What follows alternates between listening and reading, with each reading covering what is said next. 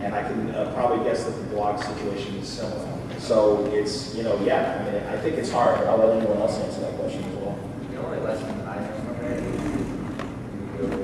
yes. I mean, like, do what you, be really honest. You have to be entertaining. You have to be something like for us, like, you want to be somebody that you want to talk comics with, you want to hang out with, you want to be consistent, you want to keep doing it, you want to do it regularly, at the same time all the time, and just keep at it because you want to do it. And then even then, there's no guarantee about what's going to happen. Right now, everybody here has a show, and I mean, just keep doing it, and really love doing it, and have fun with it. And that, honestly, that stuff that comes through, and it takes forever. Like, you want to build an audience, it takes forever unless you're already a celebrity. That's the only other thing that guarantees you an audience. Other than that, it's just this uphill slog, and you know, be good.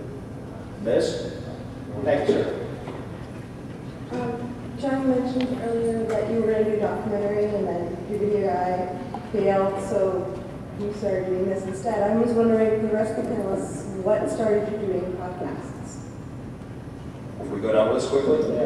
Yeah, I saw the iFanboy's first video of the Comic-Con, and that just blew me away. I knew that there was all these different audio podcasts out there. There was like thousands of one where Pet Goldfish had one, but I never knew that you could do a video version, and that just blew my mind because I was already doing little videos for this other message board I was on. I was like, well, I like comics. I can go ahead and do that too. Like, why not? And that's what really inspired me and got me. Yeah. And he's good looking, so it helps. Yeah, that's why I don't. Yeah, I've been interested in podcasts since the end of '04, and my co-host Joe actually thought about it in early '05. Hey, let's do a podcast about comics. I'm like, me?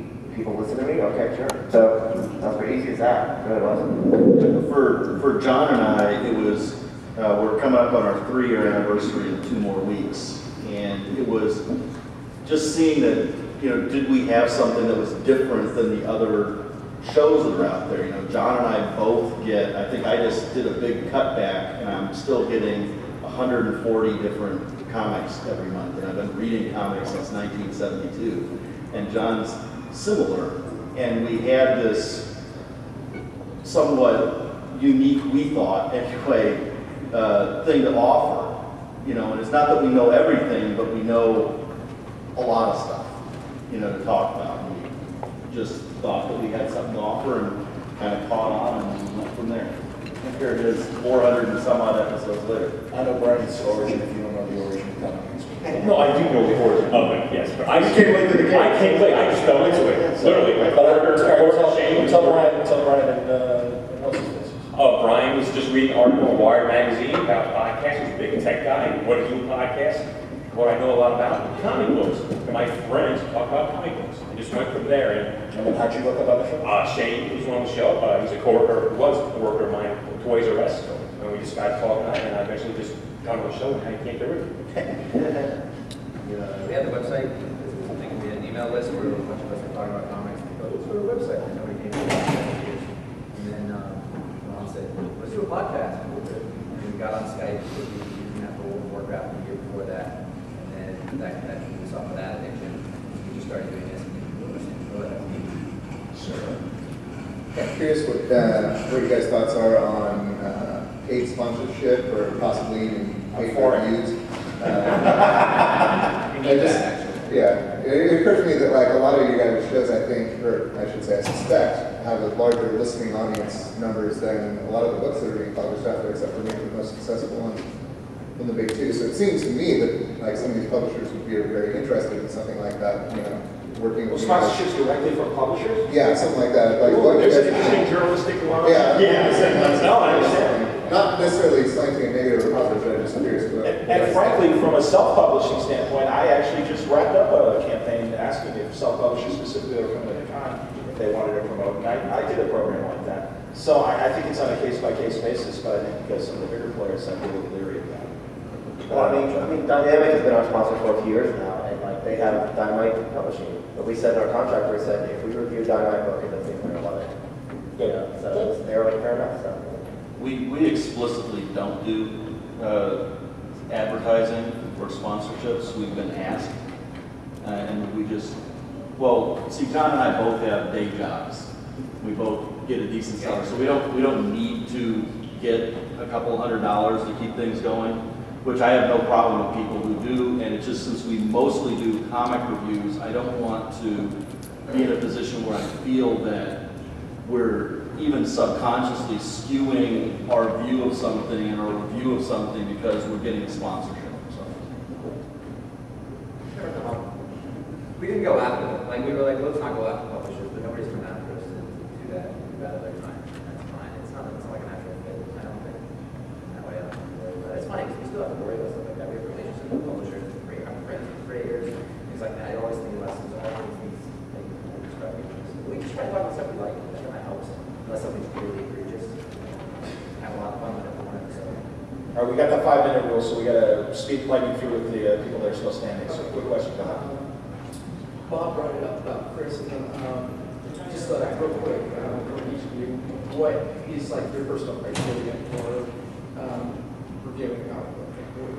I guess The criteria yeah. for a review? Well, I mean, like what? Trying to articulate it, but just what does it for you? Like, why is it true? Amazing? Why is? I think that's a question, sir. Frankly, I think it's a book by book basis. Gentlemen, You want to number 8. there you go.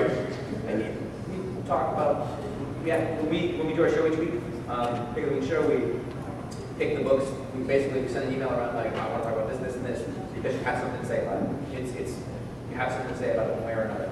And it made you feel something one way or another, and eventually, if you do it long enough, you'll feel relatively articulate about how to say those things and what it is you want to say. Do we go very often? Yes.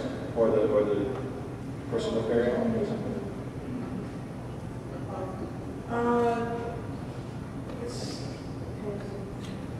There's sort of different comic podcasts out there. Is there a niche that hasn't been hit yet? Someone wants to start to know? That's a fair question, and I would suggest that answer should come from you guys. With a little bit more of an adult slant. More of an adult slant? Yeah. Something You mean like a dirty adult, or you mean like Well, my name's Oh, I know. mixing comic books in with adult. I think your forum has already been set, sir. I've heard your phone calls on Cammy, Geek Speak. You're notorious, sir. This is like a Bible. Yeah, I just figured according to again, my material, this is the kids and children and women. Yeah, they're children. Just review, I didn't want to scare them with really dirty minutes. just review the Pro every week. Okay. By Jimmy. I can handle that. All right. Yeah, I think you found your niche, sir. I think it's waiting for you. So. Now, my other question would be to you, John. To me? Since I've been rejected from because I'm sightless. Okay. Since I've been rejected from every broadcasting school in existence in the tri-state area, Oh, wow. what are my, because I don't want to deal with a blind person for some reason, because it is in crowd. But, how would I deal with anyone else? Oh, figure out the technical stuff? All right, I can always just pronounce them and piggyback a comic Geek Speak and then bring it on. Sure. No, no, it's hard. Honestly, I don't know from a technical standpoint, given your specific case, what to do. There's got to be a forum somewhere to explain podcasting for disabled people like yourself. I'm not sure. But I think that's, and honestly, I think podcasting is a great way to go, because if you are denied that forum and a broadcast sense, I would say that podcasting is a great way to kind of get your message out there and kind of do your thing. And like I said, I think you've already been successful kind of even breaking through with the geeks and stuff and your phone calls. They're not getting rid of me anytime soon. No. You got bread and butter. There you go. But no, you're a funny guy. Thanks for coming back today. That's very I'll funny. see you in the Battersville. Excellent, Rocket. Thank you, dude. I love your hat. Thanks. Please. There's one of the forms coming out now. Are they down again? Are they down again this week? No, that's one question. I'm sending the Batman Universe.net, and as it's one of your favorite niche podcasts,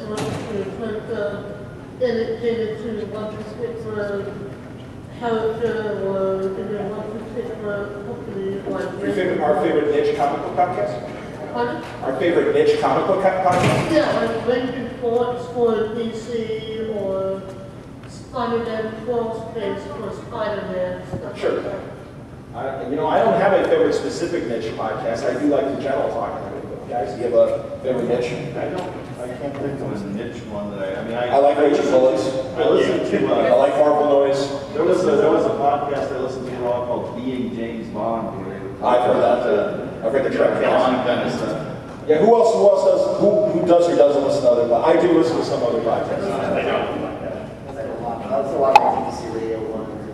KCRW, big fan of that I stuff. did for a while, but like, it's just, I need my job, like, I work on about, I tend to not do it anymore. I apologize, we're getting the wrap-up sign, so I do apologize. But I know we're all around, so I hope we come tonight, at least at the graphic. Are we all laundering, gentlemen?